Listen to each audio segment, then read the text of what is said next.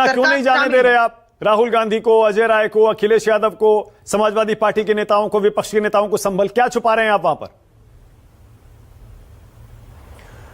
नमस्ते मानक जी, सबको नमस्ते। देखिए, जो लोग एक ही मंशा से वहां जाना चाहते हैं कि आग में घी लगाए, उनको हम नहीं जाने देंगे। राहुल गांधी जो हैं वो चयनात्मक त्रासदी पर्यटन में माहिर है, हथरस पहुंच जाते हैं, लेकिन जब वीरेंद्र पासवान की हत्या होती है, कश्मीर में टेररिस्ट जब मारते हैं, तब वहां नहीं पहुंचते हैं। जब अंकिता सिंह की हत्या होती है झारखंड में लव जिहाद के मामले में, वहां नहीं पहुंचते। वयानाड तक में उनको पहुंचने में बहुत समय लगा था।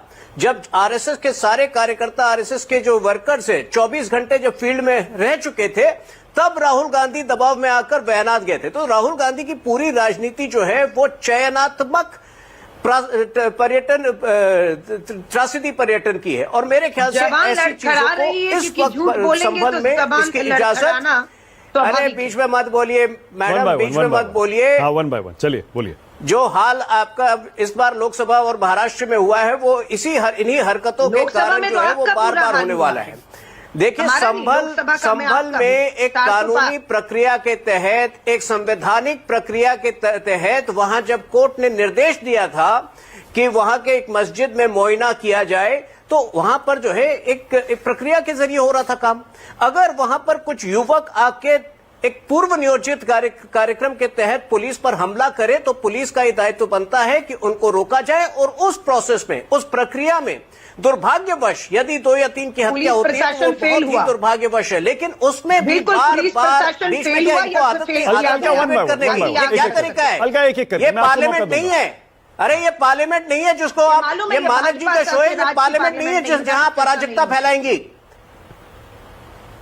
नहीं, वो संसद तो आपका राज। देखिए, आग में घी डालने का काम ये पहले भी ये बैकग्राउंड म्यूजिक बंद कराइए मानक जी, ये क्या तरीका है? पार्लियामेंट नहीं चलने देते आपके शो में बात करने। ओके, तो आपने अभी अलगा एक एक करके वन बाय वन, तो आपने अभी कहा कि 2-3 लोगों की हत्या हो जाए वो दुर्भाग्यपूर्ण है। मतलब आप ये मान रहे हैं क्या कि जो 5 लोग मारे गए हैं वो पुलिस की गोली से मारे गए हैं वहां पर संभल में? नहीं, मैं ये नहीं मान रहा हूं, लेकिन वहां निश्चित रूप से एक पूर्व नियोजित तरीके से उस जो एक न्यायिक जांच हो रही थी उसको रोकने का प्रयास किया गया। अगर उस प्रोसेस में कुछ लोगों की जान गई है तो वो अत्यंत दुर्भाग्यवश है।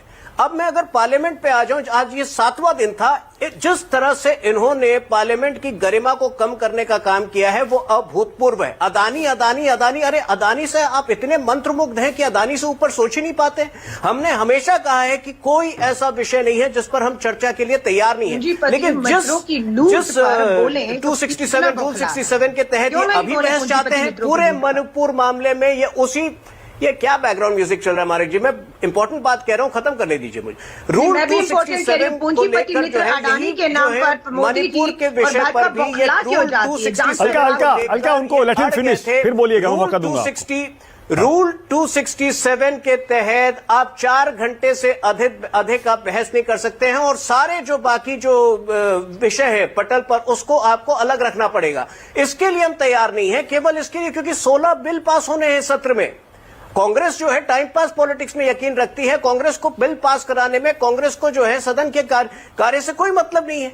हम हर विषय पर बहस के लिए तैयार हैं, और कल भी एक मीटिंग विशेष तौर पर हुई थी विपक्षी एमपीज और इस तरफ के एमपीज के बीच, केवल ये तय करने के लिए कि जो बाकी बचे हुए सत्र के जो दिन हैं उसमें आप थोड़ा सा कोऑपरेट करिए। उसके बाद भी ये लोग तैयार नहीं। अच्छा ठीक है, ओके, चलिए, कम से कम संसद पर गतिरोध हटाने के लिए सहमति बन गई, ये अच्छी बात है। इसके लिए सबको श्रेय देना चाहिए, हम सबको देते हैं, विपक्ष को भी देते हैं, सत्ता पक्ष को भी देते हैं, सब ले लीजिए श्रेय। हमें तो संसद में कामकाज से मतलब है। लेकिन तुहिन, राहुल गांधी, अखिलेश यादव अगर ये संभल चले गए तो क्या हो जाएगा? अब तो हालात वहां पर सामान्य है, विपक्ष का हक बनता है। सब कह रहे हैं कि उनको जाने तो दीजिए। अब जैसे आप भी कह रहे हैं कि मुझे नहीं पता वहां पर गोलियां किसने चलाई, आप भी कह रहे हैं ना यही बात, और ये लोगों की मौत कैसे हुई, तो जाने दीजिए, क्या दिक्कत है? देखिए मानक जी, नियम कानून तो सबके लिए बनते हैं ना। ये स्पेशल क्यों है? ये एंटाइटल्ड, ये पात्रता की मानसिकता इनके अंदर क्यों? अगर 9 या 10 तारीख तक वहां पर प्रशासन ने तय किया है कि कोई वहां पर नहीं आएगा, तो हम तो नहीं जा रहे हैं, बीजेपी के लोग नहीं जा रहे हैं वहां पर।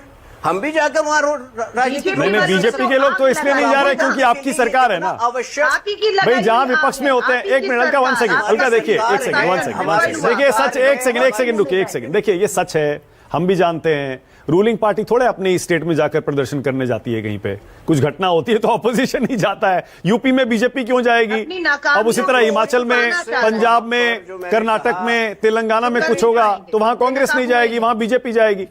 सीधी सी बात है, जिस पॉलिटिक्स तरह है। से सही है ना तुहिन? बंगाल आपको को इसीलिए हटाना नहीं है, जाने देना है, जिस तरह क्योंकि से अगर स्टोन पेल्टिंग विपक्षी नेता और वहां चले गए पत्थरबाजी, तो जिस मुद्दा तरह बड़ा हो से जाएगा।